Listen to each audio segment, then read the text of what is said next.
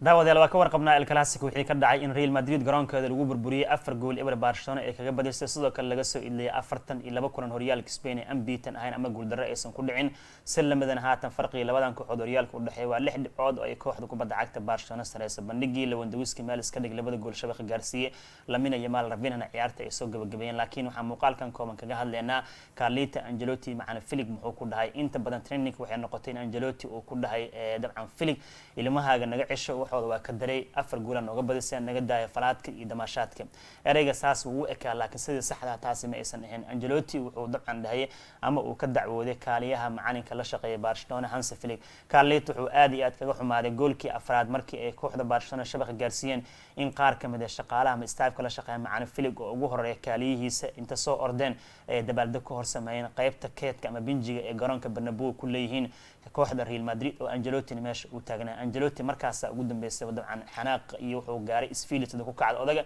ma diidan waligiisa laga badin jiray laakiin intuu Ancelotti soo cararo wuxuu u maaday Felix wuxuu dhahay digniina ku siinaaniyo waxaan uu sameeyay kaaliyahaaga iyo tiimkaaga raali kuma yihiin dabaaldegana dabaaldeg aqyaareed ma ahan Ancelotti wuxuu dhahay Felix waa ila qaato wuxuu dhahay okay raali ahaw marka wuxuu leeyahay Carlito Ancelotti aniga odaga Felix maana ku dhahay ilmahaaga iga cishay waxaan ku dhahay dabcan sida ay u dabaaldegeen tiimkaaga ma aha si aqyaarnimo ku dhahan sababta waa naga badiseen 3 gool afraad naga sameeyay dabaaldega noocan oo kala waa xushmad darro dhahay Ancelotti intaan kadib wuxuu dhahay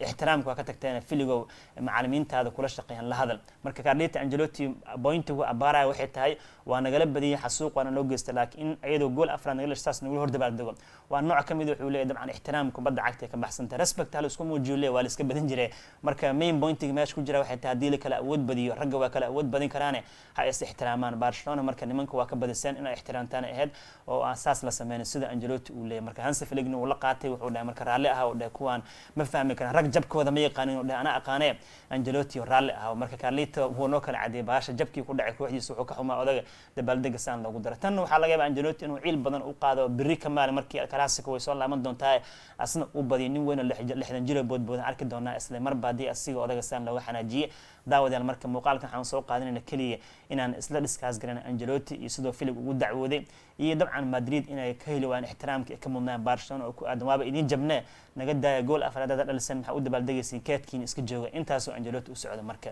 aadaan u mahadsantiin